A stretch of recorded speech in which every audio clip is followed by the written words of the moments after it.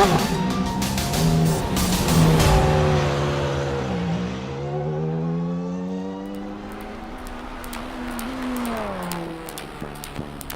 was a long wait for Williams to return to the top step of the podium, but having finally claimed a victory this season, surely his sights must now be set on the points lead. Will Wolf too join the winners club and hold him at bay, or will he finally be gobbled up by the chasing pack? We'll find out soon as we get ready to watch round 7 of the Autobahn Sportscar Challenge, and you'll see it all live here on the Global SimRacing Channel. Hi, I'm Joe Peak, and with me in the booth today is Chad Irvine and DJ Clark. Behind the scenes is our director, Sean Crackers Ambrose, and his using cameras provided by Dougie Beard. Interlagos has a history of providing some rather chaotic races in the Autobahn series. To understand why, let's head to our track guide to find out more about it. Welcome to Autodromos Jose Carlos Pache. Most fans and drivers simply know this place as Interlagos. Starting life as an absolute behemoth of a circuit, this Brazilian track was eventually truncated to the version you see today. Having hosted Formula One for roughly 3 decades, it's become very well known on the international stage. But it has also held rounds in the World Endurance Championship, as well as frequently seen Brazilian stock cars, motorcycles, and even truck racing. There's little difference between its 2 layouts, which includes the GP course and the Moto course, which simply adds a chicane to the end of the lap. In both cases, it's a tale of 2 circuits. The run past the start-finish line and into the Senna S, followed by the blast towards the Descida do Lago, are very high-speed sections that come back-to-back.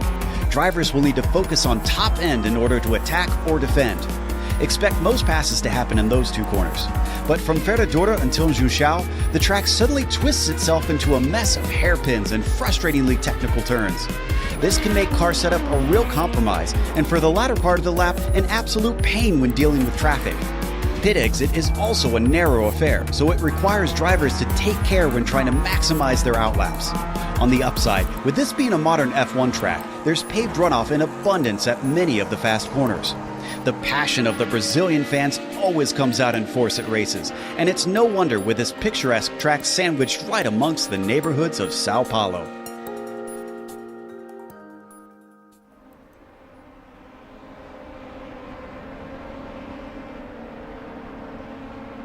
Well, DJ, we are obviously very familiar with this track dealing with open wheelers, as Formula One often visits here, but what is it going to be like with multi-class sports car racing? Well, Joe, for the first half of the lap, it's not going to be too bad. There's plenty of good opportunities to pick up a draft and get a good pass going down the main straightaway or down the secondary straightaway, the Autoposta as it is called. But once we get into the tight and twisty infield section, it's going to be a lot harder for these guys. The curbs are noticeably flat here, so that's going to be good news for the LMP2 drivers. They're not going to have to worry about taking too much of that. The only real exception to that mainly being when you're coming in through the Senna S.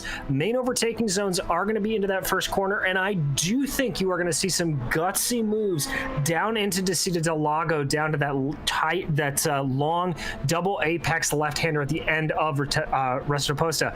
So those are the areas to watch, but then it's all going to be about just damage limitation in the second sector of this lap, that tricky infield section that constantly overlays back on and on and on in itself. It's all going to be about just trying to keep all 4 tires on the black stuff and keeping going forward to set up your pass onto the main straight.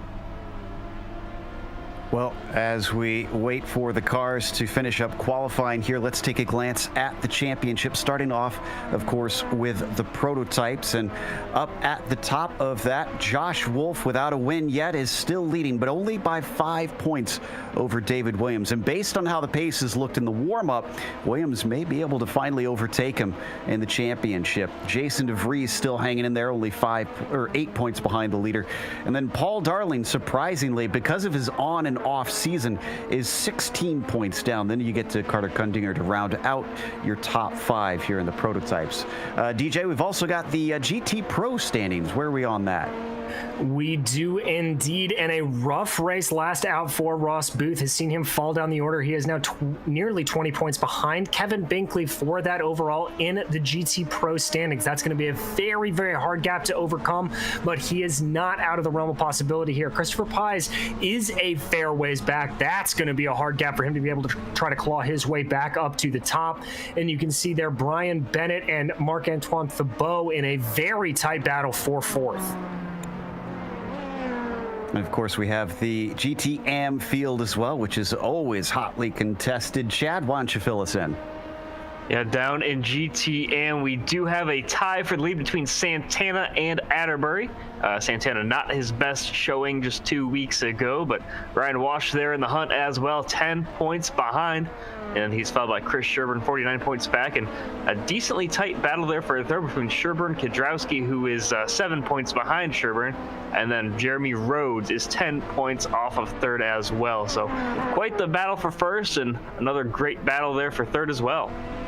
Should be exciting to watch today. And let's take a look at the teams championship, which is done a bit specially. They have a driver in each class does the teams, and they've got 4 drivers total. So if they have someone who has to have an off week and take off or something, they can continue to try and compete.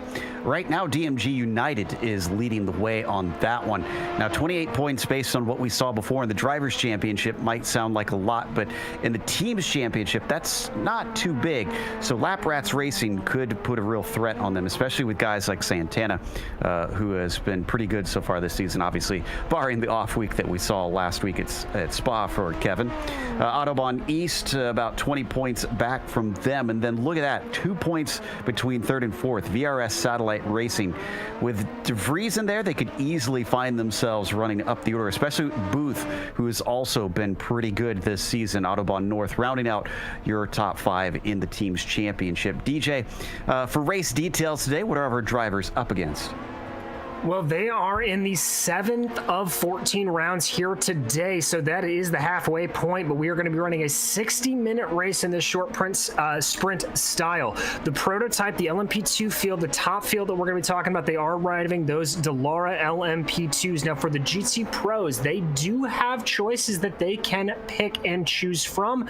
The 3 that we are going to see is the BMW M8, the Corvette C8, and the Porsche 911 RSR. Now moving down to the GT Ams, they also have choices there, and those are going to be between the Lamborghini, the new BMW M4, and the Ferrari 488 GT3. And Joe, this is the one that may get a little interesting depending on where we see an incident. These drivers do not have a faster pair here today, so if you are off and been it in the wall, that's your race done. Right now, the race is yet to begin, and we're finishing up the qualifying for the LMP2 class, the fastest of the 3 classes. And Paul Darling has currently got it on pole position. Provisionally, Jason DeVries behind him by half a second. Now, this kind of surprises me. Where is Williams? Williams is yet to set a time. He was a full 10th and a half ahead of many of the other drivers in the warm-up. So, or a second and a half, I should say, not a 10th and a half. It was a big gap there. So hopefully he can get one in here soon. This one not going to count for him as we watch Robert Canchin as well come to the line.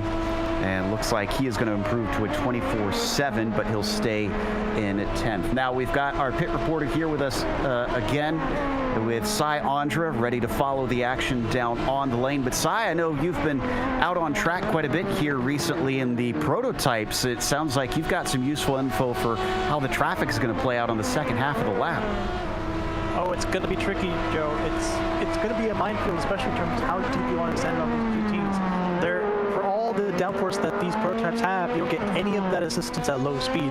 So you're not going to have the same speed differential that you'll have at the higher speed points like turn 3 or turn 4. So these prototype guys are still going to be faster than GTs to the corner, but they're not going to have nearly as much speed entering. And obviously, they're going to want every single tenth that they can get. So you'll see a lot of prototypes throwing it up the inside of GT cars, and similarly, GT cars closing the doors early to not let the prototypes have that chance.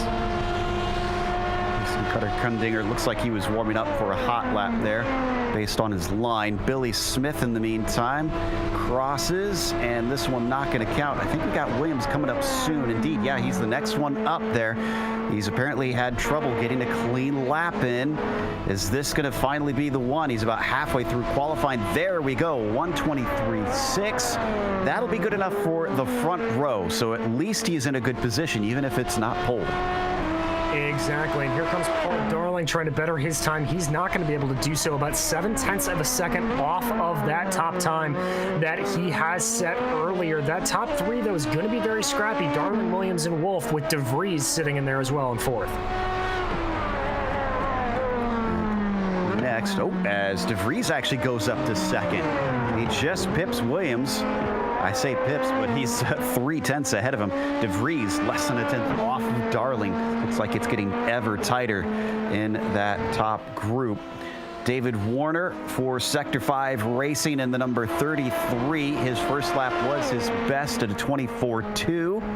This time across, not going to count, unfortunately. And Cutter Kundinger going to be the next one down to the line. The finish line comes very early here, the timing line, so they don't have to wait too long along the straight. 24.2, that's going to jump him up to 8th. Now, speaking of whether their first lap, the most recent lap, is the best, Cy, another thing that we need to watch out for is those track temperatures. It is a scorcher on the surface.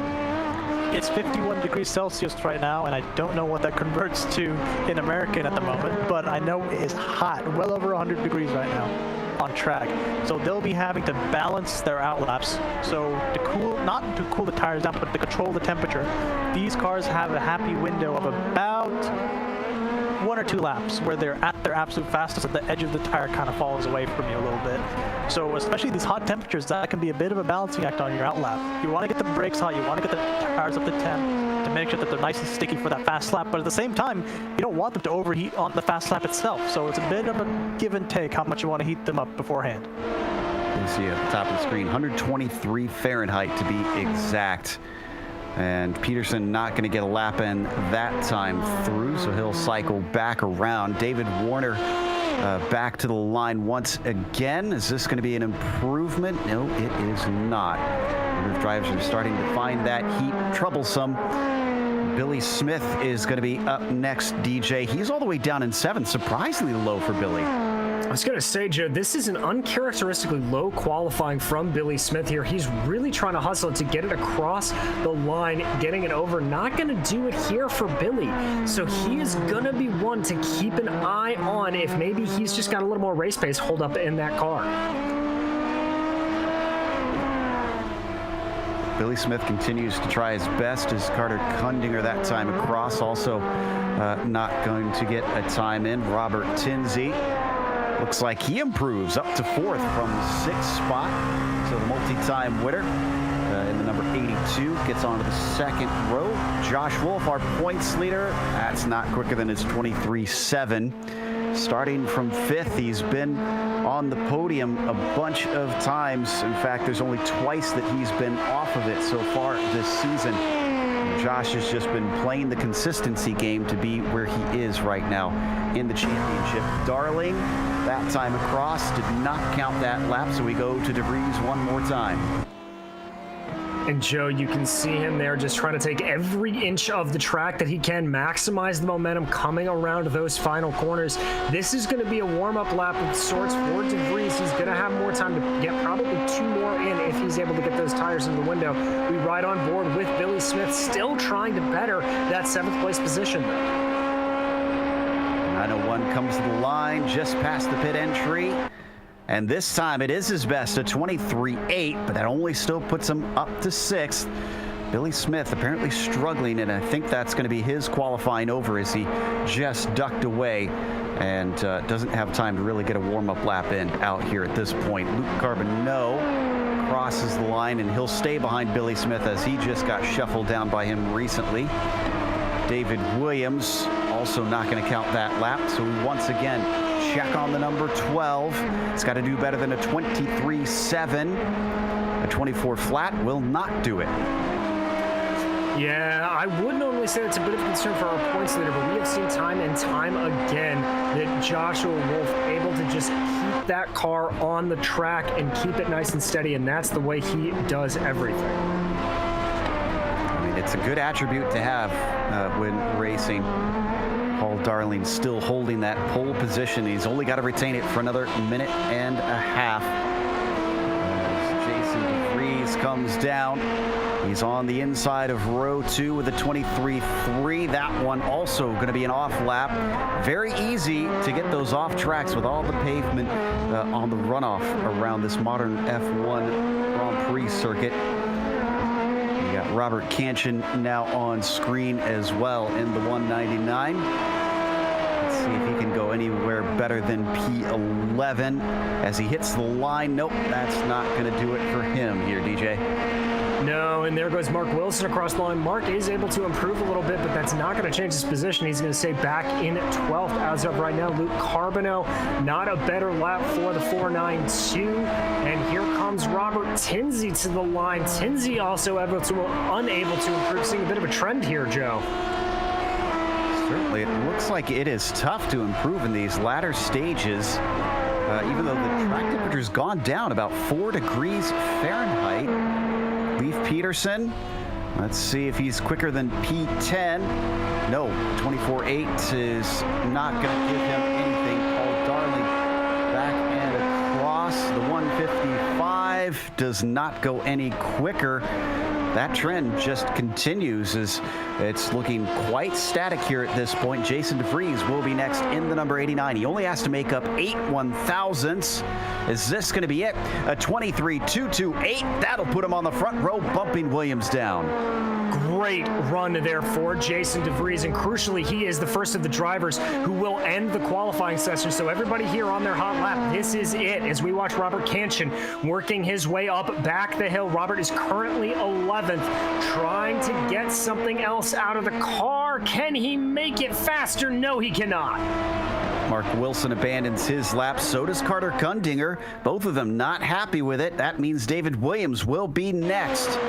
The man who's been quite fast lately comes to the line, and it's a 23.1. That's his fastest. He takes second back from DeVries. Mega run there from David Williams. Now here comes David Warner, seeing if he has anything. He's currently in 9th place. The 33 driver's going to come into the pits. As we watch Leif Peterson. And is this our last one? No, we got Paul Darling behind him, it looks like. 24.4. That's not going to be an improvement. Darling in the 155. Last car to be able to set a time, a 122.8. He improves on his pole position just to put his foot down and show what's possible. My goodness, Paul Darling is going to be a very tough cookie here today. That means our grid is set. And let's go through our starting order for today. Paul Darling on the pole over David Williams by nearly 0.3 of a second. Jason DeVries will be starting from 3rd and Robert Tinsey in P4. Josh Wolf, even though he's starting in 5th, we've seen this from him before, and he, again, uses that consistency well. Billy Smith starts next to him in 6th.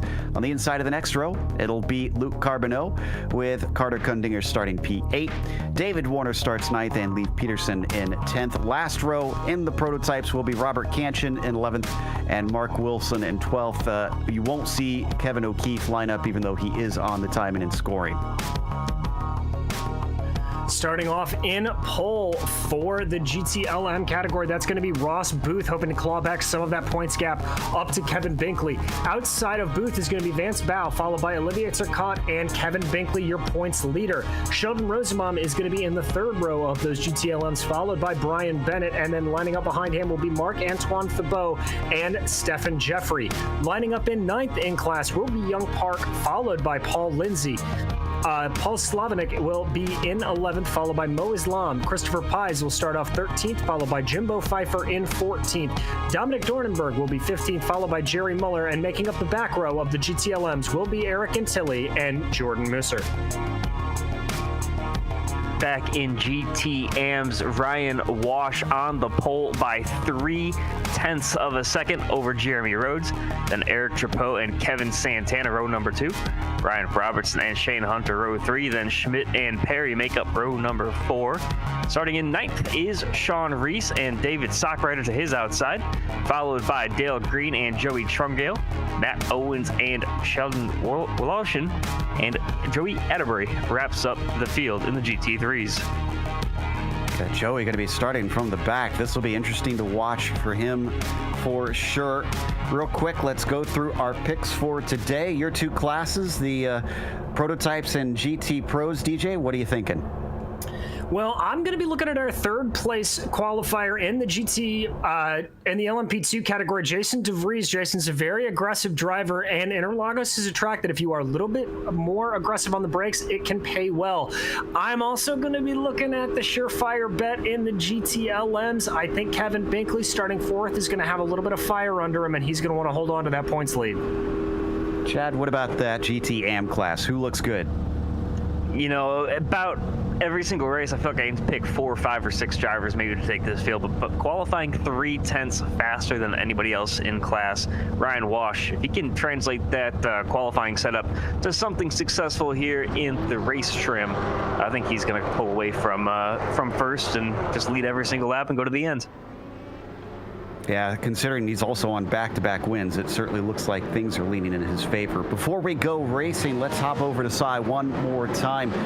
Cy, I'm curious about the slipstream on the run from the junction down to the Senna S.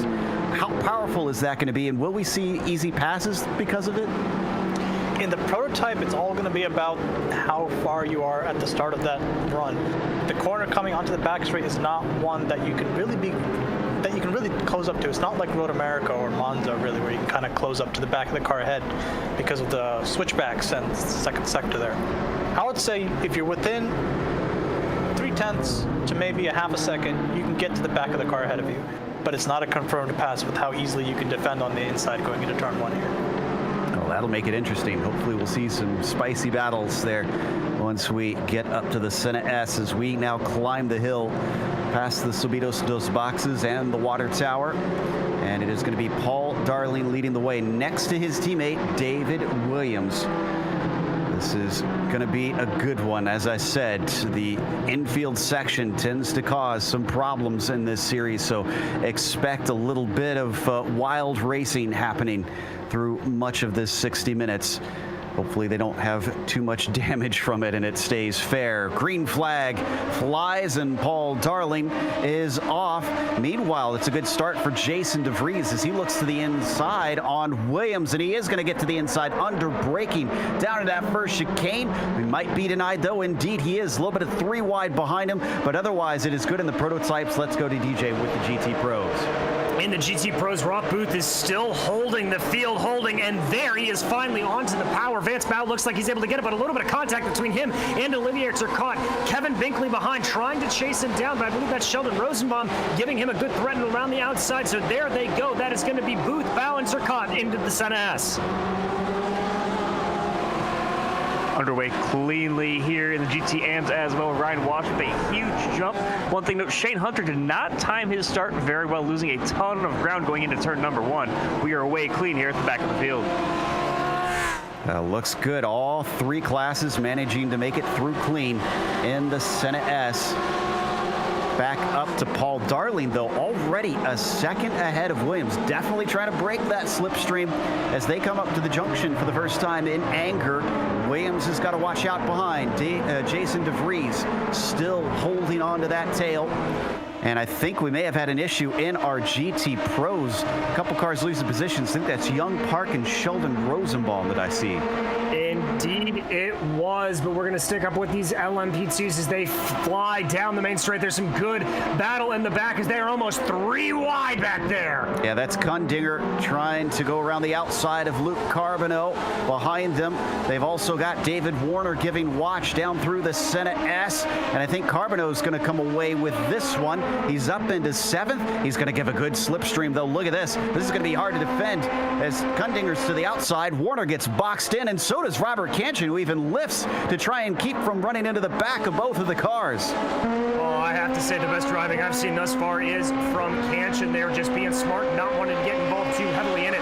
Now they're going to chase up the hill and into the infield section. You really can't get a pass done through here, Joe, so this is where it's all about patience and just trying to find those little tenths. All this battling is bringing in more behind Kanchan. Peterson and Wilson are making it a 6-car train as they head through on lap 2. They are indeed, and it is still Carter Cunningham leading that off. Looks like he was able to get a little bit of a gap back to Luke Carbonneau, but Carbonneau really starting to push him harder as they dive down. Now under the hill, they're going to head up. Here we go. They head up through the junction. This is where that draft that Cy talked about is going to be coming into major play. And it looks like Carbonneau's got a really good run here with Kundinger up in front of him. He's about a 10th off, 2/10 off rather, of the red machine ahead, but it's still not going to be enough as he hits the binders. Now, last time through, I did see a challenge on second place in the GT AMs. Jeremy Rhodes was attacked by Eric Gaudreau-Drapeau here, Chad, so things are not settled at all here in the lowest class. Yeah, Rhodes started second, dropped the third off the start to Drapeau, and fortunately enough, he was able to work his way, sending it down the front straightaway, getting him clear on turn number 1 and through the Senna S. So Rhodes back up to P2, and things really just nose to tail all throughout this GTM field. Yeah, look at that behind them. Gaudreau-Drapeau has Robertson right on top of him. It's 2 Lamborghinis picking up speed down towards the Subidos dos boxes. There you see him on screen as we hop on board with Robertson, and he just runs out of straightaway by the time they break for the first corner. Yeah, Drapeau, he's lost a little bit of his touch that he had in qualifying that got him that third place starting spot. Ryan Robinson all over the back of him. Shane Hunter, I talked about his missed shift possibly on the start, but he definitely was able to keep things rolling the right direction. He holds on to fifth position in class. On board once again, breaking down into the Interlagos. Robertson just having to play patiently here, hoping that he can get himself onto the podium. Eric as well, staying cool under pressure. Once again, we're going to head through the infield out of Ferradura, and now things get a little slower. A very technical section. It's going to be interesting to see once these LMP cars are going to catch up to this the slower class, because it's not the widest track. There is not a lot of runoff as well. But fortunately enough, these guys are very skilled drivers. We've seen them do very well handling other classes around them. And the number 90 has gone off and lost a couple positions. And in fact, this is the second one he's losing right here. That, unfortunately, is going to be Olivier Turcotte, who takes third away.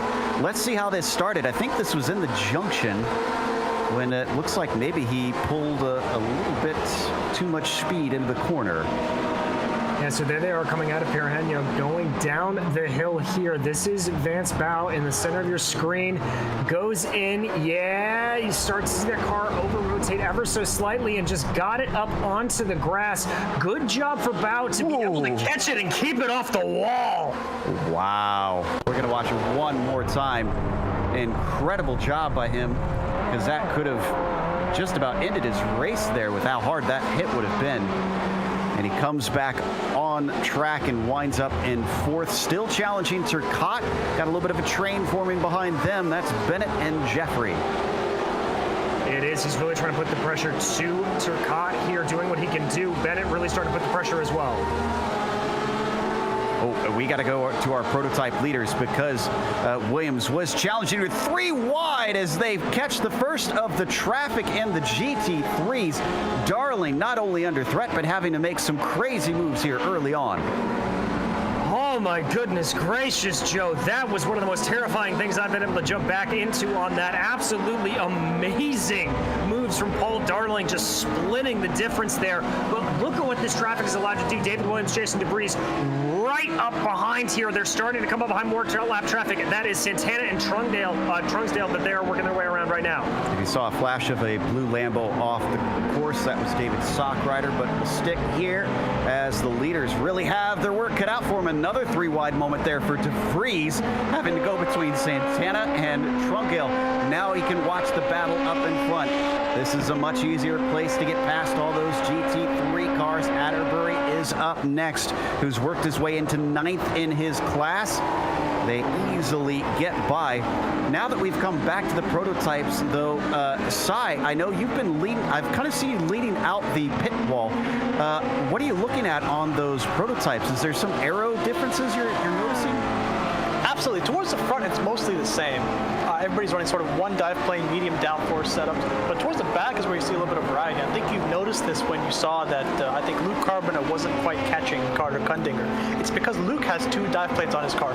He's running more downforce than Kundinger, and that means he's going to be faster through the infield, but he's going to suffer on the straights. And potentially means he's going to miss out on some overtaking opportunities.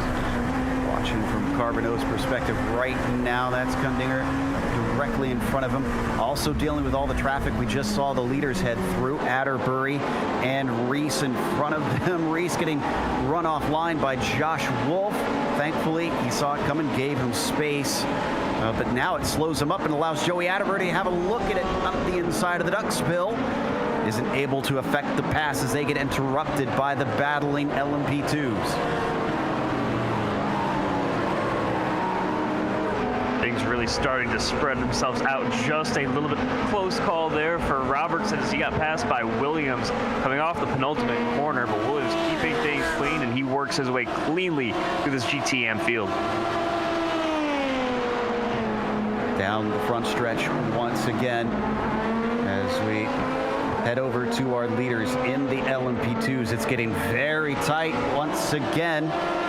This is for second place. Both of them having an easy time going past our second place driver in the GTM class. No attempt down there. Go ahead. I was just going to say, I thought for a second that Jason may have an attempt there. I said that is a very gutsy place for an overtake, but clearly he is just biding his time on the traffic. It's been very good to him here on these opening stages. As we look at third place in the GTEs, it is Olivier Tacot just ahead of Bow, Bennett, and Jeffrey, all tight behind him. And just in front, you might catch flashes of Booth and Binkley, who have been split by just about half a second for a couple laps now. So it is all to play for here in the GT Pro class. It most certainly is. Everybody keeping very, very nice and tidy, but ooh, that's a good look there from Bennett, but he's forced to check up as they come down through the second part of the set S. That's going to send Stephen Jeffrey around the outside here. He's going to have more momentum, tucks back in the draft and tries to use that speed. He's now going to duck out. Ooh, no, defensive driving all over the weaves. Oh, he's not going to be happy about that one, but Jeffrey does find the inside, and he gets chopped off at the apex. Behind them, watching it all in the Bimmer, is Marc-Antoine Thibault, and he might be able to snatch a position up. In fact, he's looking right now to the inside of Jeffrey, but Jeffrey slams the door on him as well. All these GTE drivers getting very, very chippy here early on. Those are some very aggressive blocks. You saw how Stephen Jeffrey was having to weave back and pulling down Roto Acosta. So definitely. Down into the Citadel Lago, it is Wolf versus Kundinger. This is for 6th position. Kundinger holds the upper hand in the red and white number 02, but the 12 sticks with him coming through the long sweeper. Then it slows down into the infield. Pinorino taking them back to the left hand. And then up towards the Ducksbill, but Wolf doesn't look like he has the pace compared to Carter right now. No, he doesn't. That car ahead just looking a little bit more through the infield section. And look at that jump off the line, Joe. Great acceleration from Carter Kundinger. Yeah, these two have swapped positions since the start. Carter starting from 5th and currently riding in 6th position. No, excuse me, he started from 8th rather. And Wolf starting from 5th.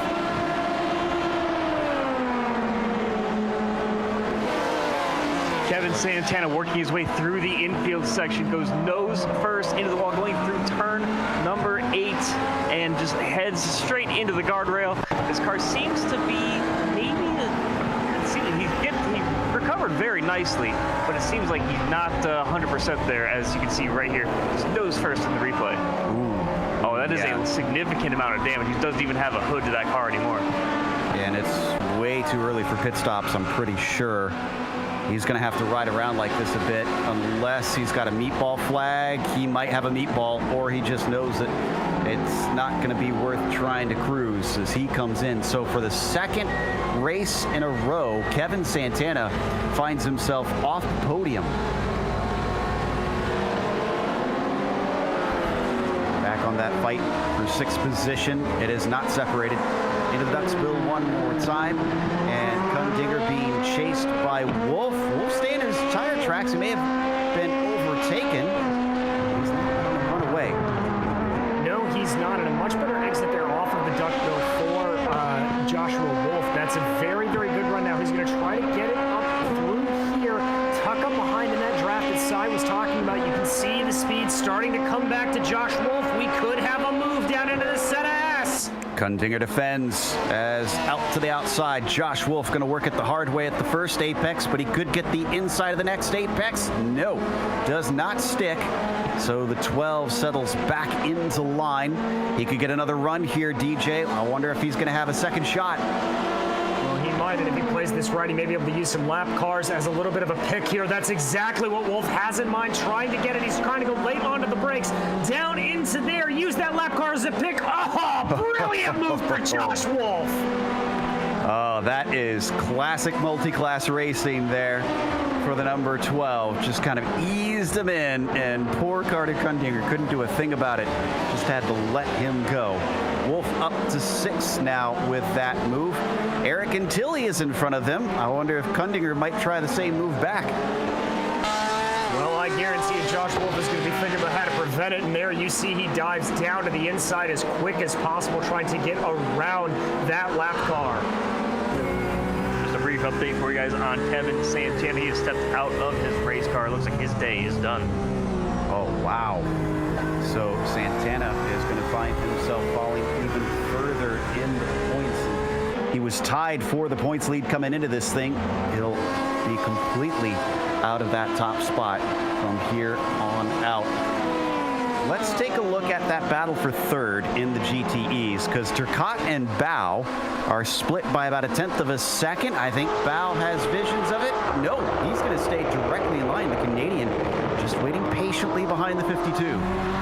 Well, I think there may be a little strategy involved in this, Joe. Paul Darling, our LMP2 leader, is catching the 2 of them. So if I am Vance Bao here, I'm thinking about maybe trying to do the reverse Joshua Wolf. See if I can use that LMP2 as a pick. Hope it slows down Turcotte, and that's when I take the advantage. Here comes Paul Darling now, our leader in the prototypes. He's got a buffer of another GTE car between himself and Williams. So he's biding his time. He's going to go the long way around, though, of the Ducksville. And he's going to split our 2 drivers battling for 3rd, then down to the inside of Turcotte into the junction. Now he is clear. Yeah, and there you see Turcotte able to catch up a little bit. Ooh, but that's a big checkup for David Williams onto the straightaway. He was going to run into the back of Vance Bao there if he wasn't careful. Now, Vance and Turcotte start to separate out a little bit here, and big gaps forming in that LMP2 battle between Darling Williams and DeVries. Down into the first corner once again. Oh, and unfortunately, DeVries at an awkward spot for Turcotte. He's going to check up at the apex, and it gives the time right back to Vance Bao. I think Vance might have another shot, but last time he decided to just ride in the slipstream, see if he's fuel saving for sure. Yeah, I think he is. Once again, didn't even look. Yeah, that's a lift and coast there. He is just being smart about this, I think. back to the GT AMs. Chad, sounds like Atterbury continues his charge. He has worked his way all the way up to 6th in class. Looking right behind him, he's got Perry, Schmidt, and Reese all nose to tail right in his slipstream, and he has some work to do if he wants to catch up to Shane Hunter, who's about 10 seconds ahead of him already. Long road to hoe, and he's still thankfully got plenty of race to try and do it. Let's see if these GT AM cars have any more suck up than those behind. And then the GT Pro cars, it looks like not quite, unfortunately. At least that Lambo versus the Bimmer, who is going to be able to remain ahead of him. We've had an issue with the 39. Oh, and one of our GT Pro cars, Jimbo Pfeiffer, is off with him. Is this related? Back here to take a look at the replay. So that is Peterson coming around him. Now this is down into Piragno here. That left-handed long hairpin that seems to never ever end.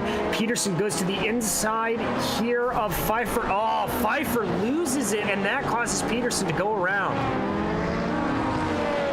Well, good avoidance by all those who were coming up behind that Porsche to manage to avoid it, thankfully, but not good news for Pfeiffer.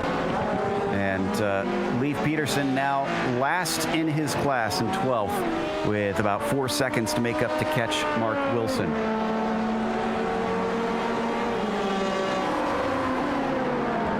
Oh, and Bob the Blade is working hard to hold off Billy Smith. Looks like Smith is trying to make up for that poor qualifying as he applies pressure to the number 82. And I've got to give credit to Tinsley here. He has been under enormous pressure from Billy Smith. Smith is just poking in and out, trying to find anything by, and Tinsley has held him at bay. That is Kevin Binkley right ahead. That is your second place GTE driver. They're going to catch him at an opportune place here, so there they go. Looks like there's just enough of a gap, I think, for Tinsley to breathe easy here at this point.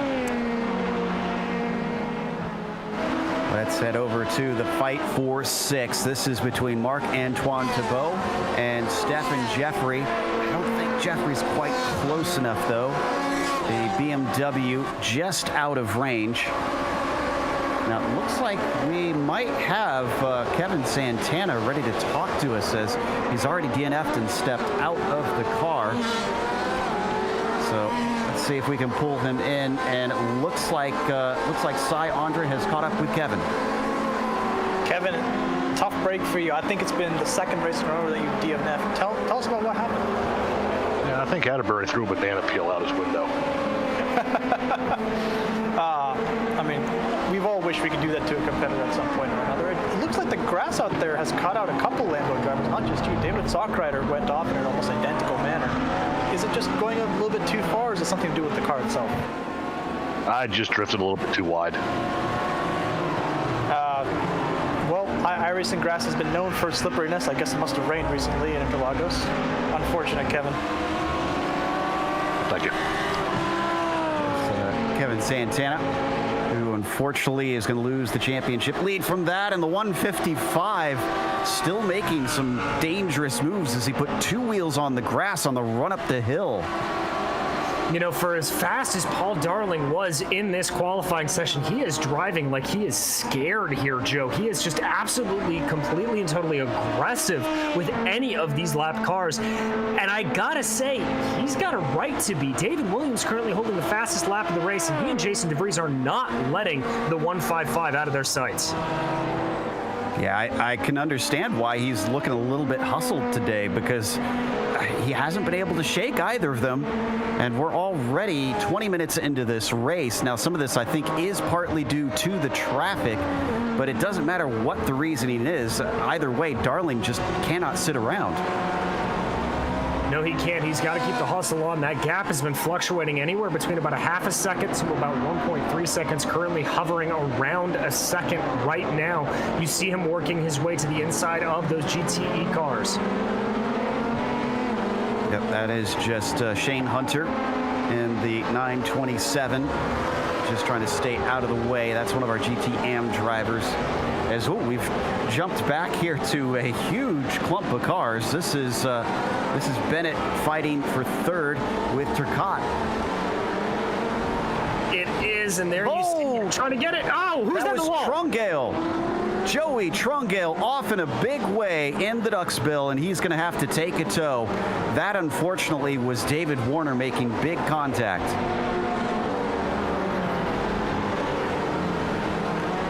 We're going to see the Sector 5 prototype approach from behind and down into the Ducksbill. Now, Cy, you had noted to me earlier in the race, this is going to be a danger zone for this sort of stuff. Absolutely, it's just a place where all three classes sort of come at the same pace, but I think the prototypes stand to lose the most time. Same thing with the GT E cars, or the GT Pro cars, passing the GT AM cars. It's going to be tough, and unfortunately, Joey Trungale was the victim of what can happen if one car sort of hesitates turning in. And Olivier Turcotte still trying to hold Bennett behind him. Vance Bow, who was fighting with Thibault, managed to get by the 037 just behind them. So two pairs of close fights is a great exit off of the Descida del Lago here for Brian Bennett. Is this going to be an opportunity? No. Slight defense from Turcotte down into the horseshoe corner. And even more defense in the middle of the corner, just braking a little bit early and keeping that car planted on the apex. Very, very good defensive driving there, and you see the checkup that it caused. Is there something wrong with Bow's car? I just noticed Jeffrey passed him as well a couple corners ago. There's, we see him on screen. I don't see any damage, but something weird is going on. He's now lost 2 positions in quick succession. Joe, I've been keeping an eye on him out of the corner of my eye. I don't necessarily think that there's anything wrong with the car. I haven't seen any damage get hit. I just think that he's lacking a little bit on race pace. He put in an absolute flyer of a lap, but just hasn't been able to keep up when it comes to slicing his way through traffic. And hopped back over to Turcotte. And Bennett, even though he had a fantastic run, still the Porsche just seems not quite as slippery as the BMW down the long straights, both happening from the second to last corner down to the first corner, and then here coming off of turn 3 towards the Descida del Lago. Once again, the Sector 5 Porsche just not within striking range. No, not really. It's really not able to get it going. Ooh, we had contact between Kundinger and Wolf. This was down into Ferradura. Let's take a look at the replay. A little bit of defensive driving there from Carter Kundinger. You see him going to the outside, pinches it off a little bit there, and then that sends Carter spinning out of the outside wall. Joshua Wolf able to continue on. Looks like Carter is as well.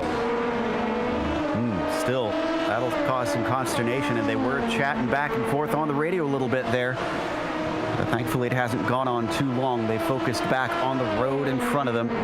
Almost to the halfway point. Who will we see take a scheduled pit stop? We're still yet to have any of the cars come in, as the 02 also lost a spot here to Luke Carbonneau. That's the blue and white machine you see him chasing. Yeah, Luke's just running a pretty consistent race here. Fell back a little bit at the beginning, but he is back to where he qualified in 7th. Currently, as you said, Joe, holding off Carter Kundinger behind him. Kundinger looks like he's got a little bit more speed, but this is going to be the part of the track as we get into the infield section to see how that car's actually handling with the damage. Sticks with him.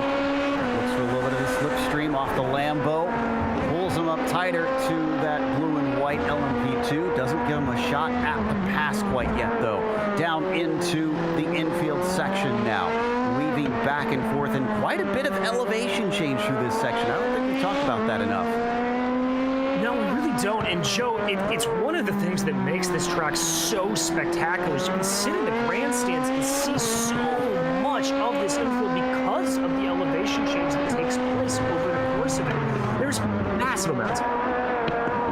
Back to Bennett and Turcotte, still keeping us glued to this P3 fight. And look at how close to the back of that 52 that Bennett is getting. He's going to try and send it up the inside into the Ducksbill. It doesn't stick, but now he's starting to get a little feisty. Yeah, Joe, I have a sneaking suspicion that Ryan Bennett's been listening to our commentary, recognizing that that Porsche of his just doesn't have the straight line speed to take out that BMW ahead of him. And so he's trying to get a little bit aggressive and make moves through the infield section because that's where he has the speed over Turcotte. to the inside of Sean Reese. And then up in front of them, they're catching Luke Schmidt. I don't know if this is going to be enough for both cars to get by. Will this be a hindrance for Bennett as they break into the Senna S? He tries to get his nose in, but eventually the Lambo has to turn, and Luke is going to split them. Yeah, that is a hard roll of the dice there for Brian Bennett. And ooh, almost a little bit of a block there for Luke Schmidt. He's driving his line, but if I'm Brian Bennett, I'm going to be a little bit salty at that one. Yeah, I mean, to be fair, it's hard to tell which way to go, especially with the similar speeds between the two GT classes. He now finally leaves him behind. As this has been happening, Williams has run down Darling to 0.3 of a second, and as they come up to traffic now, this could be the best opportunity we've seen yet for the 01. And that's Mo Islam right ahead of them. They've got around. Oh, look at this run. Here comes Williams. He's looking to the inside, but he doesn't have the overlap. Almost 3 wide. He ducks back behind him. Jimbo Pfeiffer causing a little bit of a complication in that pass attempt. Oh, and behind them, contact between Mo Islam and Jason DeVries. Oh, my goodness gracious. Absolutely terrible for Jason DeVries. He's been running such a good race here. We're going to watch this as they come down the Retro Pasta. I don't know where he thought he was going. That Porsche was clearly turning in, and DeVries still put his nose in anyways. Joe, I got to say, I think this is what we would call a textbook dive bomb from Jason DeVries. Watching on board, that gap is always going to close. Yeah. I mean, Jason's usually pretty good about that stuff, but that was overly ambitious, if I'm honest. He's able to keep going, and I think Mo is as well. Yes, but he's down in 15th, unfortunately. Yeah, whereas Jason DeVries able to keep going in third place, crucially. Obviously, a little bit of damage to that car, but we're going to jump back up to the front here. Two teammates vying for the win. Darling, who has basically been up in this spotter in no man's land. He's won or he's binned it in most races so far this season, is trying to make sure that he keeps up the trend on the positive side of it, getting another victory under his belt, while Williams finally got a win last week at Road America and is trying to repeat that.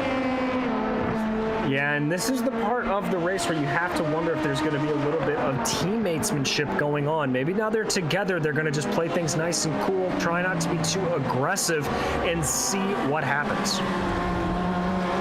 Teammatesmanship sounds like a line that we'd get from DW. As we watch the 155 lead the 01 around through the Ducks Bill. They're going to come upon Matt Owens up next in his Ferrari. And let's see, where is he going to place it? He keeps to the racing line. This is going to check up Darling just a little bit. He needs a good launch coming off of the junction. Is this going to be enough of a slipstream? Williams staying right behind him by about a car length. Watches. He toes in behind the rear wing as they pass the pit entry, and now he's going to look to the inside. This one is a legit pass attempt, it appears. He gets all the way up side by side. It's going to be nose to nose as they come to the Senna S. He stays side by side, gets the inside down through the second apex, but he doesn't keep the speed up. Oh, exactly what he needed to do, just couldn't pull it off, but I don't think David Williams is exactly done here, and Paul Darling certainly doesn't think so. Going defensive down into that corner, there you go. It's going to be advantage Darling for the moment. I wonder if, DJ, the fact that DeVries had his issue spreading them apart maybe kind of tipped Williams off, like, okay, we're free to fight now. I don't have to worry about losing a position if I go at it too hard. I think that may be part of it, although looking at these timings, Joe, they're only about 3 seconds Jason DeVries, so they can't squabble too much, or Jason will be right up behind him. Yeah, but they do have the buffer for now. So we saw Williams kind of try and wait and not take too risky of moves to try and keep with Paul Darling, but now he has been attacking. Back to Bo with Vance Bow.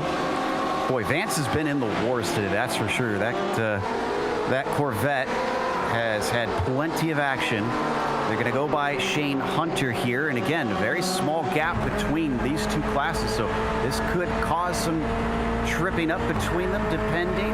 Bau's going to try and send it in deep, very deep. Can he make the apex? Yes, he can. Great job to keep that car nice and under him there for Vance Bao. We've seen him, as you said, falling down the order, 3 positions down on his starting position. And it looks like we had a visitor in pit lane. Another one I think I heard popping in. Let's head over to Cy Andre to see what's going on down there.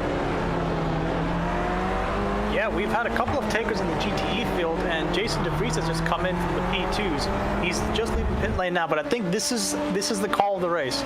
I think Jason came in because he saw traffic up the road, and he thought that if I'm going to pit now and make sure that Paul and David have to go through that traffic, and I don't. He's going to make up probably 1 or 2 seconds based on that, but it depends on when they pit as well. If they wait, if they stay out long enough, Jason will have to go through that traffic as well, and it'll be neutralized. We'll have to see. I don't think they have that much fuel in the tank, so I think Jason may have just made the smart move here. Oh, and Ryan Wash is in, and I think he just missed his pit stall. I thought I saw him backing up. That might wind up being critical. Let's watch the replay, see if I was seeing correctly. Oh, there it is. Oh, no. Valuable seconds lost on the racetrack with that one small error. And he was our GTAM leader. So is Wash going to hand away what could be a hat trick of victories? I see Pies now in, our winner from last round, out of the GT Pros. By the way, back here in GTAM, Eric Drapeau has been holding on to the final step of the podium the entire race. He was second after the first lap, but lost that spot to Jeremy Rowe, just holding on to that final podium spot. And as they work their way through this tight and twisting infield section, he's got Ryan Robertson just right on his back bumper, and he's been gaining the last couple of laps. Watch from Robertson's perspective here in a fight for what is currently second place, but that's because of some of the pit stops that have happened out here.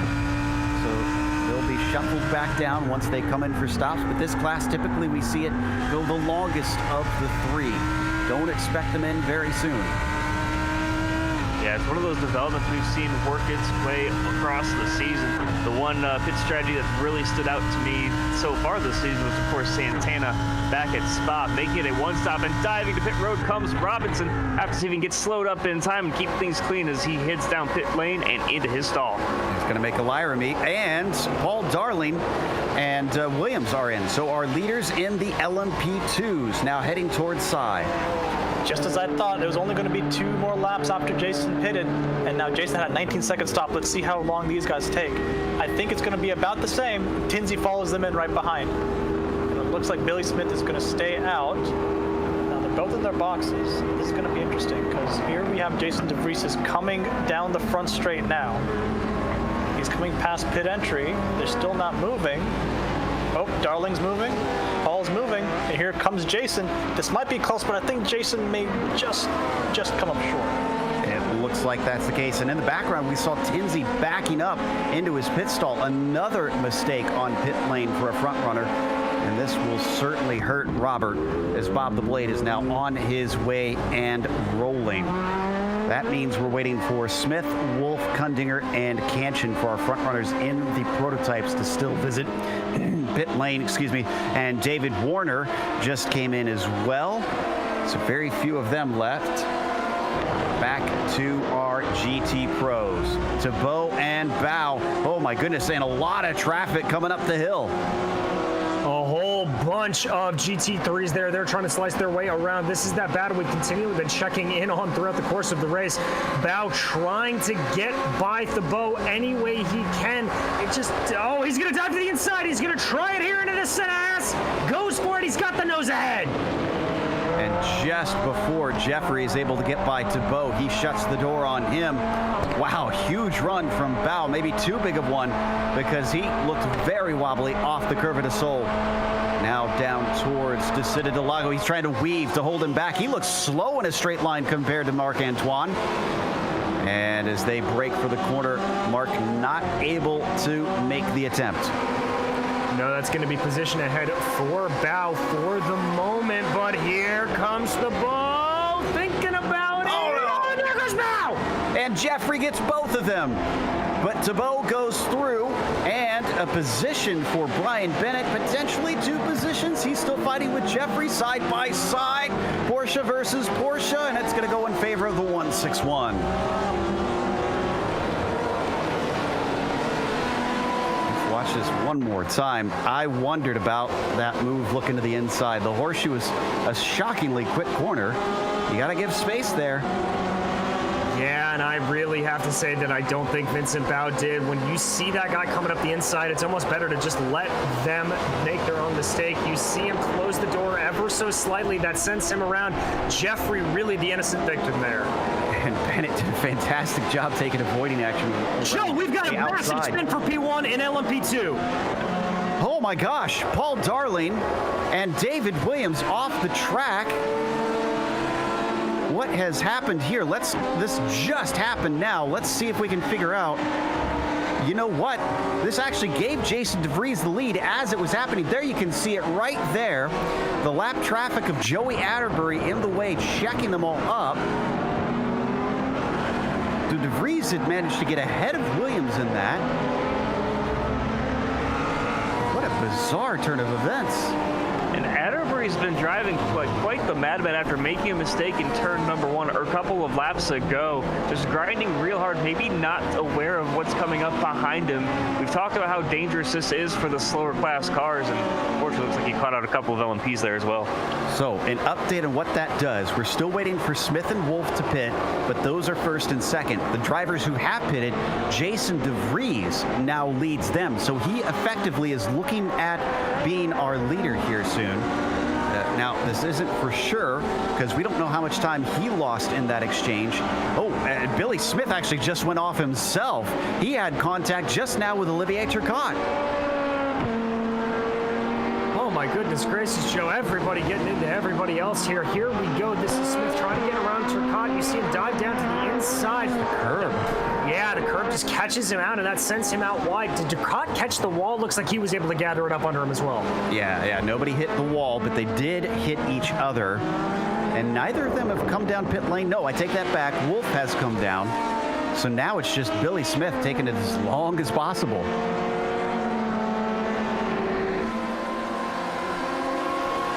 Looks like we've got a few of our GT Pro drivers down the lane. Bao, Lindsay, Slavonic, all taking service. It's coming up towards the end of the GTE pit window here. And I think we're only going to have a couple more laps until Ross Booth and Kevin Schminkley decide to come down too. It's a short stop for the GTEs this race, only about 12 seconds, and everybody's sort of averaged about between 12 and 13, except Mo Islam, who's taken a little bit short of 11. But I don't think there's going to be any fuel trickery this race as Vincent Bao comes out, and he's going to come up 3 wide. Ooh, this is tricky. And we've already seen Vance Bao have some issues here today. That's Perry to his outside. That's a slower class car, but that is Christopher Pies in front of him. That's for position. Oh, and just kind of shoving him out wide. Unfortunately, Robert Tinsley, who's got his own race to run, has to find some track space. They're actually having to check up for each other. It's a literal traffic jam out here. Oh my goodness gracious, Joe, how they got through there without touching, I will never know. Tinsey just seeming to be blocked in at every chance he tries to get by. Oh, contact with the GT3s. That was Atterbury losing it in the curbs. And unfortunately, Ryan Wash got into him. That was for position. So those two making front-to-back contact. We've still got 20 minutes of racing left, and it almost feels like things have been ramping up at this point. The interesting thing, by the way, for Ryan Wash, he has already pit, but his stop was 7 seconds slower than Jeremy Rhodes, who Jeremy actually was behind him when they came in, but he leapfrogged him. Now Ryan Wash, of course, went from first to fifth in his pit cycle. Wolf seems to have really lost out in this whole exchange. He's down in 8th. He's trying to get 7th here as he pulls up around the outside of Luke Carbonneau. Oh, excuse me, this will be for 6th place as we just had Peterson pit. Coming up and around that fight we were watching earlier between Bao and Pies. Oh, that got awful close coming off the curbs.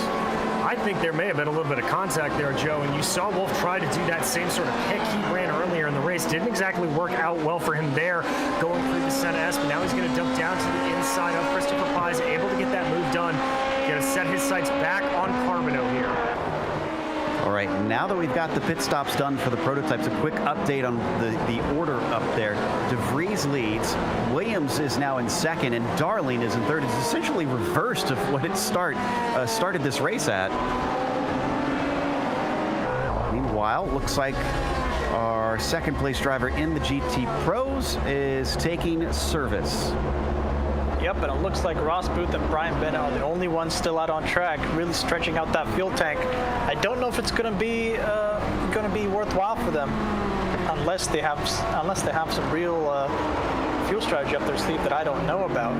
Binkley's already back out on track, and it's going to be interesting to see how much he gains or loses on Ross, because I think I see LMP2 group catching up to him. Stephen Jeffrey now finished and rolling. But it's as we take a look at Ross Booth, our leader, Jeffrey and Marc-Antoine Thibault, I think, going to be in a battle on pit exit. You can see the 33, David Warner, trying to pick his way by. There's Thibault now. Jeffrey right behind him, just exited shy. If he had been a tenth or two quicker on pit lane, that might have been a different story. Yeah, and remember, Jeffrey was one of those guys that was caught out in one of the big traffic jams coming up through this infield section, so he was trying to scrap back a little bit of what he had. He is up 2 positions from the starting position of 8th, though. Getting very close down into there as they weave through the infield, letting Luke Carbonneau go by. Our leader in the GT Pro is now down the lane. Looks like he has hit his stall cleanly, and Brian Bennett gonna follow him.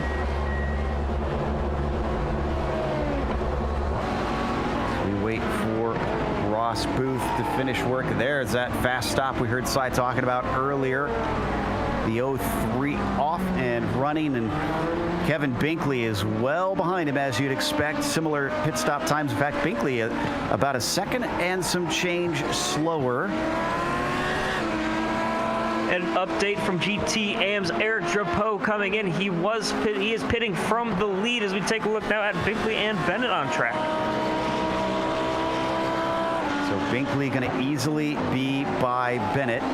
Bennett will return, not quite in third place though, because it looks like Olivier Turcotte is going to just get by as Josh Wolf approaches behind him. Wolf sees the battle. He checks up, not wanting to interrupt. He was going to go for the move there, but thought better of it did Josh Wolf. Now he's got to try to thread his way through here. Oh, Josh, what are you going to do, buddy? I think he's going to have the inside pretty cleanly here, but look at him try to follow through. Here's another of that reverse pick situation you talked about. Bennett uses it to great effect, but he's offline. He's in the marbles. Can he hold on to it? He somehow finds the grip. It's going to swing back in his favor as they break hard into the Ducksbill. Turcotte does not want to give this podium up, but eventually he does. Oh, Olivier Turcotte having to give way there. Brian Bennett just absolutely muscling his way through. Fantastic stuff. We've also got a fight for the podium in the GT AM category here. Chad Drapeau and Robertson. Yeah, this battle started out, running through the entire race pretty much. They got split up just a little bit on pit cycle, but then as Drapeau just took his stop, comes out right in front of, right in front of Robertson, and that battle's just going to look to keep heating up as the race goes on. It's hard to keep our brains up to speed with all the action that's happening on track off of the junction. We watch from Robertson's perspective, but Eric will hold him at bay. With such high track temperature, by the way, track temp is still at 110 degrees. 7 lap pressure tires for Drapeau over Robertson. Sounds like we have an unscheduled visitor with Cy. Cy, what's happened to Carter Kundinger here? I think Junkao has found another victim here. It's especially difficult with those LMP2s getting on power out of that sort of medium slow speed corner. You're in between gears, and Carter Kundinger just went a little bit wide and found Bianca. Oh, hard way to go for the 02, especially with all the fun that he was having out there. It's going to end in misery here in Brazil. Down the hill through the Cida del Lago. And once again, Eric Gaudreau-Drapeau is not willing to give it up. So let's go to Bo and Bennett. And did Bennett lose 2 positions here? No. Oh, yes, he did. Oh, no, he got some help. You're going to see Robert Cantion there shove him off out of the duck spill. That's a big hip check there from Cantion. You see Bennett, who had fought so hard to get himself back up there. He drops down those 2 positions. He's now got to try to get by Thibaut and Turcotte once again. Oh, and Jeffrey, we just saw Bennett go by Jeffrey and Slavonic. That was 2 positions. That was a phenomenal move by Brian. Let's take another look at that. It didn't even register at first. I thought he was passing a GT3 car. I was the same way on that, Joe. Here we go. We're going to watch this from up top. There you see, already got the move 1 done, it looks like, through the junction and just power on and all the way through. That is what we call the red mist, ladies and gentlemen, when you are just driving it to the limit. Adrenaline does amazing things. And Brian Bennett manages to get himself within the top 5 with that move.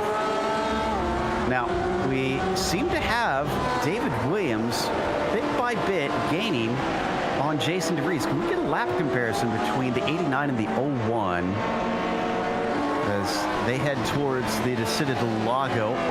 Mo Islam going to be between them temporarily.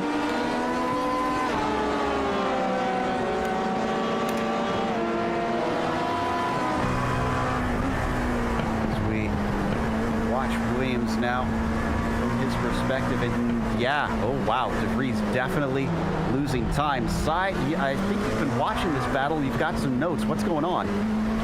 I think this is where Jason slides early in the stint, especially when he's passing that GT traffic, is coming back to bite him. Those rear tires are hurting at this point in the race, especially with how hot the track is. It's been cooling off, but it's not been cooling off enough.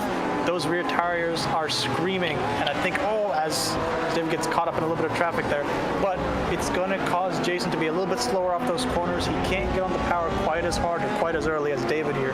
That's going to cause issues late in the race if he needs to defend. Incredible stuff. Down the front stretch, David Williams, because of the traffic, unfortunately, did lose out a little bit. It's up to 2.5 seconds this time at 25.7 versus DeVries' 24.9. And the GT Pros, look at Olivier Turcotte. Man, he has just had no rest all race long. This time, it is now Marc-Antoine Thibaut, who is about half a second behind. He is. Thibaut really starting to put the pressure on him here, seeing what he can do. But don't look now, that is Brian Bennett, only about a second behind the 2 of them. So Bennett's still up for blood, but I think that's Thibaut running a little bit wide there off of the junction. Yeah, I lost a little bit of time, but not a whole lot as they start to pick up speed. They're now down to 10 minutes to go. Opportunities are running dry. They are indeed. They break down into the Senna S, and it looks like there's a little bit of LMP2 traffic cutting in the middle of them. That's going to slow down Bennett's march ever so slightly. This is one of our best fights on the track right now, as Leif Peterson easily breezes past on the Retta Aposta. Turcotte still sees a mirror full of the 037, dropping in elevation. And, oh man, Thibaut looks quite strong in this part of the track. He gets it down to 0.2 of a second.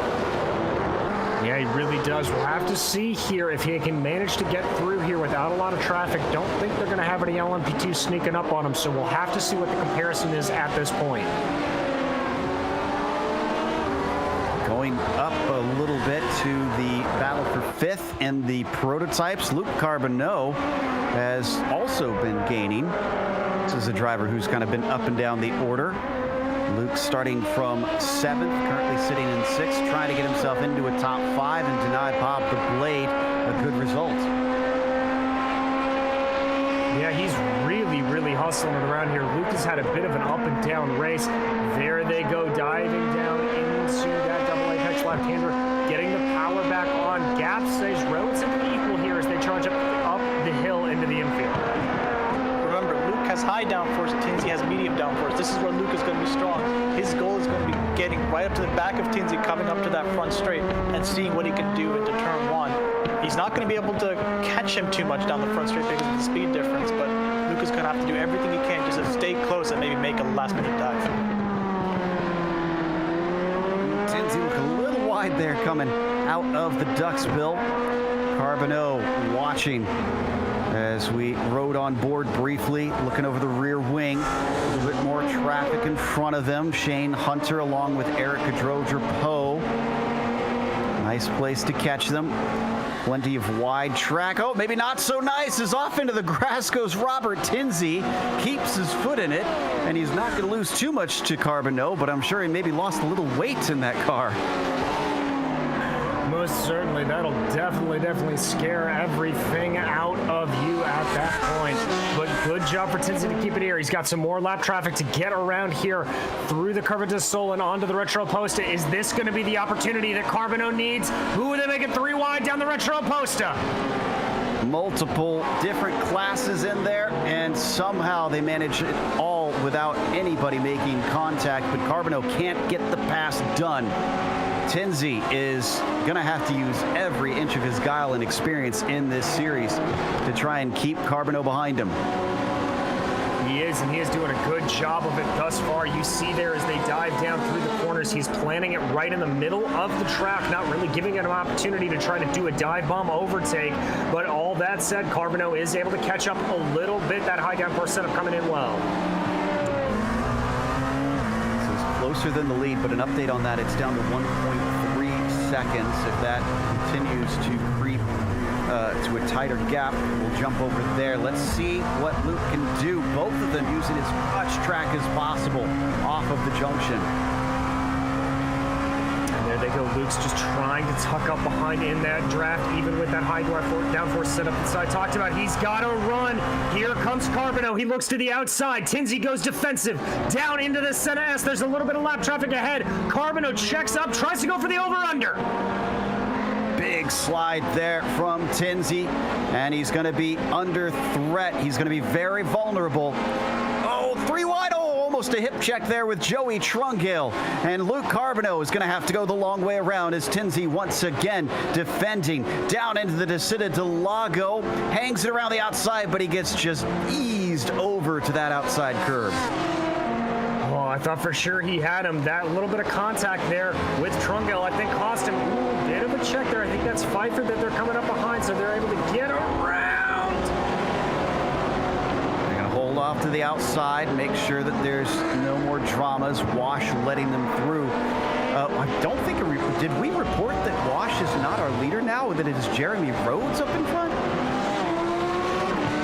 We did not, but that is something that happens throughout the pit cycle. That was Wash I mentioned. He had that 19.8 second pit stop compared to Rhodes, who was only stationary for 12.6 seconds, so a much longer stop for Ryan Wash, really hurting him on pit road. But the one thing to note in this GT3 field, the final step of the podium right now, Ryan Robertson, catch him almost a second a lap as Eric Trapeau and Shane Hunter both. We're going to have an interesting finish for that bronze medal, that third step here in GTM.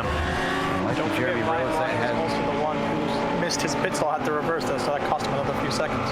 Indeed. In fact, if he was 7 seconds longer in his pit stop, and it's 8 seconds right now, that means that he would have been about a second behind. So Rhodes maybe still would have gotten him, but wow, what a development. It might be Rhodes that has Red Lobster on his car, but it's Wash who is probably bright red after his mistake. Could be costly. It is Tinsey who is defending on Carbonneau as he has many laps, and up in front of them they got Dale Green now. Are they going to go 3 wide potentially? Oh, he just can't get his nose in as Luke Carbonneau once again does not have enough track to try and attack. Yeah, and it looked like he got a little bit held up there into the Descida del Lago by Jeremy Rhodes and Eric Antilli. Nobody's fault, just a little bit of lap traffic. There you see, that is Carbonneau was right on board and taking a wide line through the corner. Ooh, big tail wiggle there. now. 4 minutes left on the clock. Oh, both of them using all the way to the AstroTurf, somehow keeping it together. And he's got a good run here. Remember, Carbonell with the extra downforce going to have a hard time trying to challenge Tinsey. He's going to have to hope to break as late as possible. And unfortunately, doesn't have the overlap to make that work here.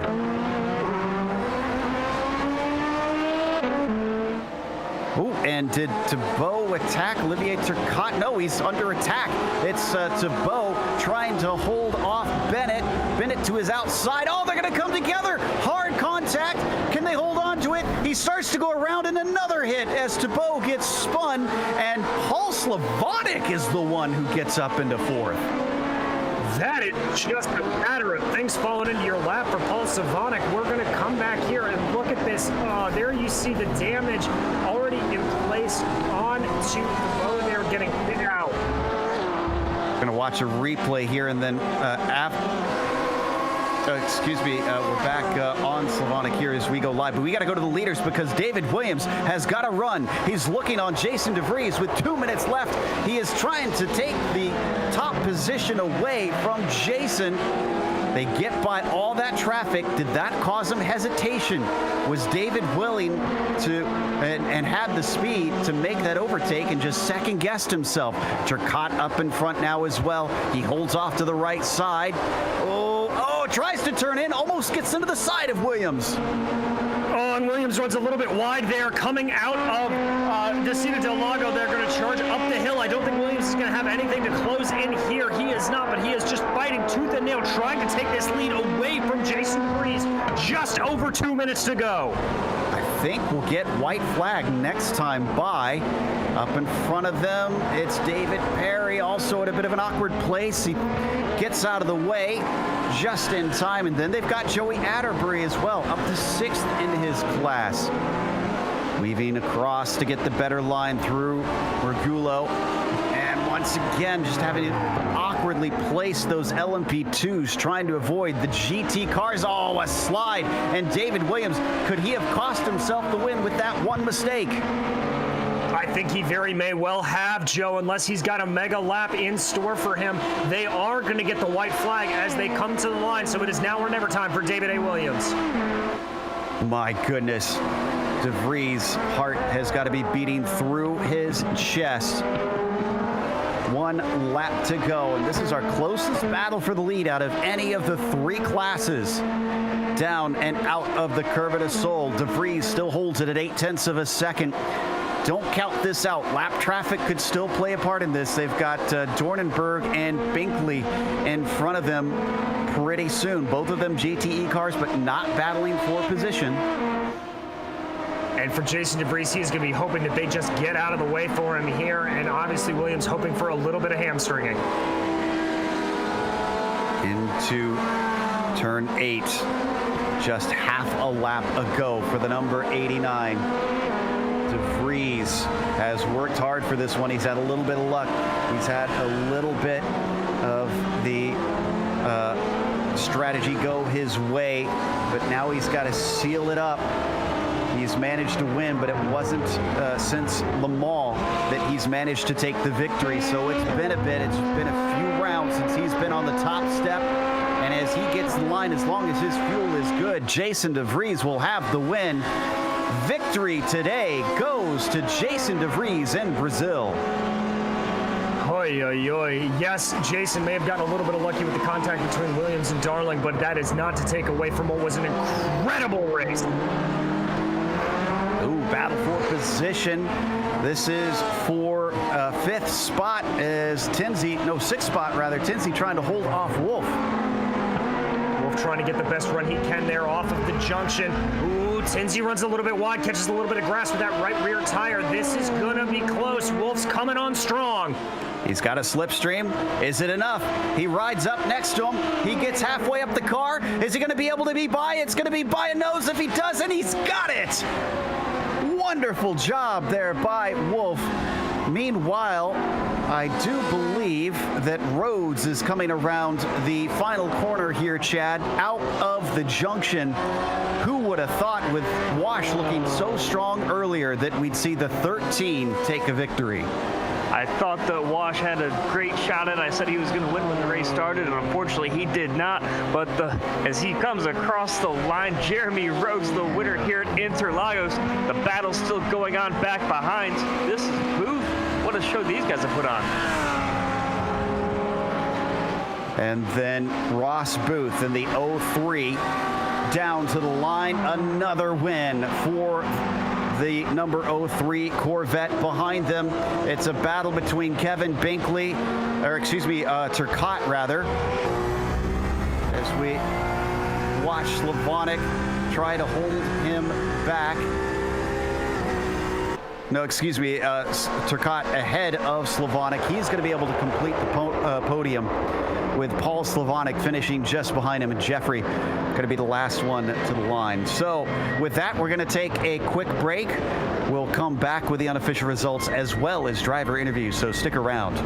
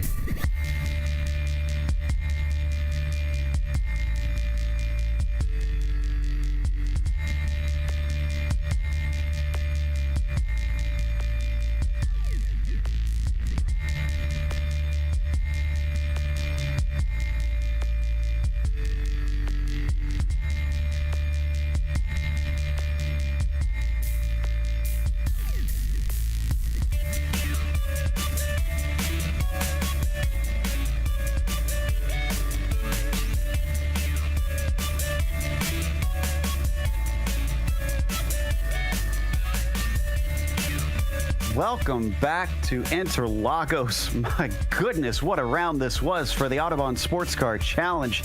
Jason DeVries with his second win of the season snookered two drivers who fought a little too hard in front of him and wound up taking the win. David Williams did get second place ahead of Paul Darling, who finally breaks his pattern of being all or nothing. He gets a third place, but I'm not sure that's exactly the result he wanted. Billy Smith was P4, with Luke Carbonneau finishing in fifth. Josh Wolf still bringing him home within the top six, but unfortunately it is six, so he's not going to get as many points as he would have liked. Robert Tinsey was behind him in seventh. It was Robert Canchin finishing in eighth, with Lee Peterson in ninth, and Mark Wilson, the last one on the lead lap, in 10th. Last driver to actually finish in the prototypes was David Warner. Well, Ross Booth did what he needed to do in terms of the championship and won the GT Pro standings here today, followed by his title contender, Kevin Binkley. Olivier Turcotte, we saw him in battles all day long, came home in P3, followed by Paul Slavonic. Stephen Jeffrey behind him in fifth, followed by Brian Bennett, Marc-Antoine Thibault, and Vance Bow, who seemed to be involved in almost everything we saw on track today.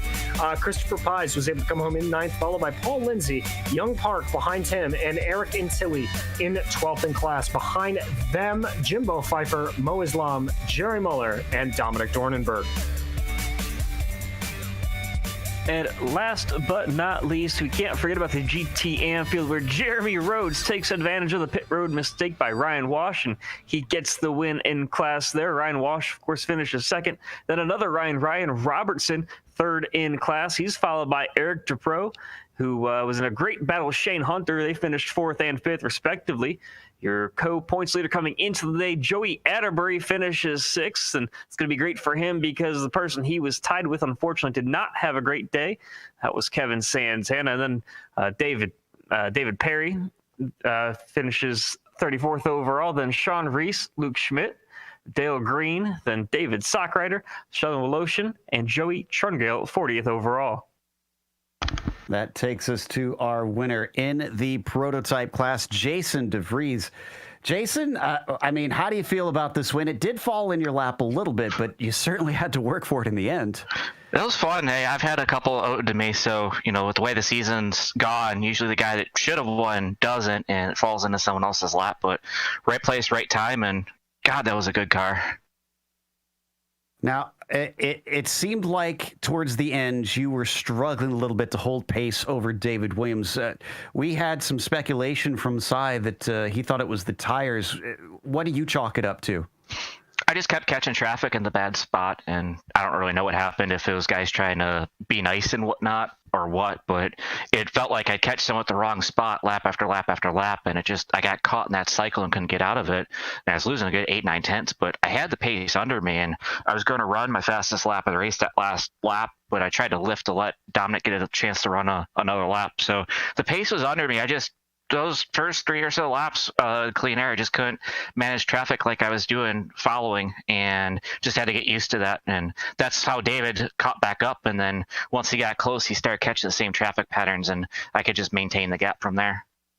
Well, you finished ahead of Williams, who was ahead of you in the points before this, and with Wolf finishing down in 6th, you might actually be the points leader after this. What are your thoughts on that? It's a long season. I had a shot at Emil and ran out of gas on the last lap. So, it's a long season. There's a lot of guys running really good right now. So it really could be any one of us, but I'm just really excited for the second half of the season. I think we're going to put on even better performances as a league than what you guys have seen so far. Fantastic stuff. Congratulations, Jason. And hopefully we'll get to talk to you again in 2 weeks' time. Thanks, Joe. As Jason DeVries, our winner in the prototypes. Up next, we've got our winner in the GT Pros. DJ is talking to Ross Booth. Well, Ross, comparatively to most other people we saw on track, it seemed like a relatively quiet race out there for you. You were able to kind of maintain the gap for most of it to the rest of your drivers in class. Yeah, I had a uneventful race. My last week's race sort of made up for that, so I was happy to have a nice smooth race this week. Sort of just managing the gap to Binkley. Took some risk early on in the race, passing some people in the infield, but once you have a gap here, you can sort of pick and choose if you want to be aggressive passing the GT3 cars, and it worked out in the end.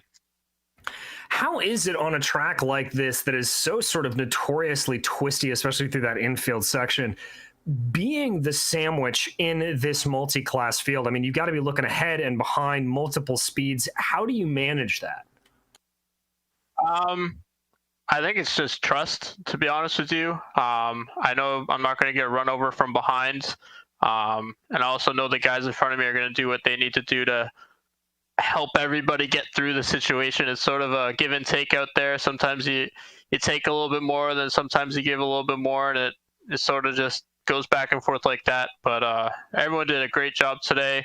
I'm sure sent it in on a couple of people, but everyone gave room, and I think everyone understood what was going on, and I'm here in victory lane. Sometimes that's all you got to do, Ross. Well, so I got to ask you, big picture here, you're starting to claw back up on Kevin Binkley here with this win. How do you think this bodes for you for the rest of the championship? Well, I definitely used up my drop week last week. I think Binkley hasn't finished outside the top 3 this season, so just need to keep coming back and talking to you guys, I guess. I don't know. We just got to keep going after it. Well, we'll keep watching with bated breath. Ross, congratulations on a well-deserved win. Thank you. That was your GTE winner, Ross Booth. And now Jeremy Rhodes is catching up with our very own Chad Irvine. Jeremy, for a guy that went out and won this race, it didn't seem like we called your name very much on track. It looks like you had a quiet day out there. Just tell us a little bit about your race. Well, I didn't have anything for Ryan Wash. Was super fast. That's unfortunate what happened to him in the pits, but he deserved to win that one. But yeah, I just got lucky with traffic, and was able to turn some decent laps. Yeah, when you see a driver that's has so much more pace over you and everything, and you find out he makes a mistake in the pits, what does that kind of do to your mindset, and how does that maybe change your driving throughout the rest of the race from there? Well, I was trying to process what happened. I didn't know if he got taken out, but I just saw behind me like nobody was really gaining on me, so I just try to keep my pace up. But man, that car eats the front tires up real bad. It was terrible to drive towards the end there. Yeah, you came in one lap after he did. Do you think that one lap maybe had anything to play with how fresh you had much fresher tires than him at the end? I don't know. I feel like I was trying to keep up with him in the beginning, just eating those tires up. So I'm not sure what his looked like. And it's going to be a good day for you in the points. You came in 6th, but a couple guys in front of you did struggle a little bit today. Next week, we head to Watkins Glen. Any thoughts on that track? Love Watkins Glen. Looking forward to it. Well, congratulations on a win, and best of luck down the road. That's Jeremy Rhodes, winner in the GTM category. And it looks like now we're joined by David Williams in the booth. Si, I think you've caught up with him. David, you were on for 2 in a row, and then something happened. Tell us about it. Hey, Si. Yeah, well, first off, I got to give thanks to all of our teammates, Jason and Paul, and you as well, Si, the satellite group. They gave us a good race car. So first off, thanks for that.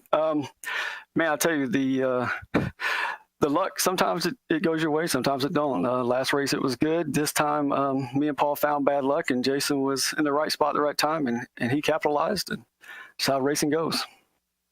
We saw you, after the incident, we saw you caught up to Jason fairly quickly. We were watching the deltas go down pretty steadily. And then you just couldn't make it work on that last lap. We saw you had a big slide coming out of the last corner and coming to the white flag. If you hadn't done that, do you think you could have got him? It would have been tough. I would have liked to have the opportunity to try, but, I got a little overzealous on the throttle there, trying to make sure I got a good run. But it's really hard to pass. I mean, you guys seen, I'm sure. I was trying to pass Paul, and I just could not get around. I mean, if you block and run a half a decent line, it's really hard to get around somebody. I feel your pain. I've definitely been in that position before. But second place is still worthwhile, I'd say. And I think we might have a new points leader after this race. It might be Jason. We haven't done the math yet, unofficially. But what do you think going on for the rest of the season? Well, first off, I'm glad we got drop weeks because, I wasn't able to do a MOLA at all due to internet issues. So that's a big goose egg for me there. Going forward, though, I mean, wow, the competition in the top, 5 guys in the class, me, Jason, Paul, Billy, Paul Wolf, Josh Wolf, sorry. The top 5 guys, man, everybody's fast, and it can be anybody's race each week. It's just who catches the luck. I mean, racing's, it's all about preparation, but at the end of the day, you've got to be able to execute that preparation, and you've got to have a little luck going your way. Absolutely. I'm a little bit biased myself, but I would say these satellite boys were in a class of their own today. Yeah, I felt the same. We, us 3 definitely had good pace thanks to the good setup. Before you go, anybody else you wanted to thank? I know you got those out of the way at the beginning of the interview. No, just thanks to you guys here at GSRC, man. You guys put on the best broadcast of any broadcast group I watch. Honestly, I don't watch anymore anyway, just because they're not up to par with you guys. I really enjoy it. It's like watching a real race. You guys bring a lot of insight and a lot of life to the races. Thank you, guys. That was second place finisher David Williams. Very kind words. Thank you to David for that. Up next, I believe DJ has caught up with Olivier Turcotte, who finished 3rd in the GT Pros. Well, Olivier, you finished 3rd today, but based off of the screen time you were getting, my friend, I would say you finished 1st in screen time. It seemed like you were involved in just about every battle we were following out on track. Well, yeah, I guess I've just earned the official Autobahn Train Driver Award for today, I guess. Well, first, I'll just give a shout out to every train driver I know, because this is really hard, to be honest. Really, well, I don't know how I managed to survive, but I did it, and I'm really glad I finished third. So was that a little bit of the mentality there of, I would say, maybe a quarter of the way through the race? Did you switch over from going, okay, I need to pass these guys, to, okay, I just got to survive this thing? Yes, because, well, my setup, what I noticed about it is I was really fast on straightaways, so it was a really low downforce setup. So I was struggling in the infield, but what I realized is they couldn't pass me, so I was like, yeah, I'll just try to survive in the infield and do my own thing in the on the straightaways, and I guess that's how I managed to do it. Well, it looks like all of the incidents were sort of happening around you at multiple different points. So I wonder if you can just kind of talk me through any of those moments that were particularly hair-raising, and how you as a driver go into a corner knowing, oh, this isn't going to end well. I gotta say that I have some experience in that with my driving in many series, so I knew how to manage this in some way where I was expecting things to happen around me, so I just kept driving, and if I had to plow through it, I guess I just did it. But on the other hand, that's pretty much what happens when there's a guy who's a little slower in front, keeping the guys a bit faster back of him, so that was to be expected, sadly. Gotcha. Well, Olivia, it was a great drive to be able to watch, and congratulations on what I would say, well-deserved third place in GTE.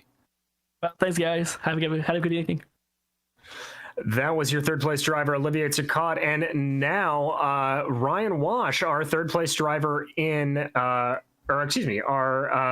second place driver in the GTM category, is caught up with Chad Irvine.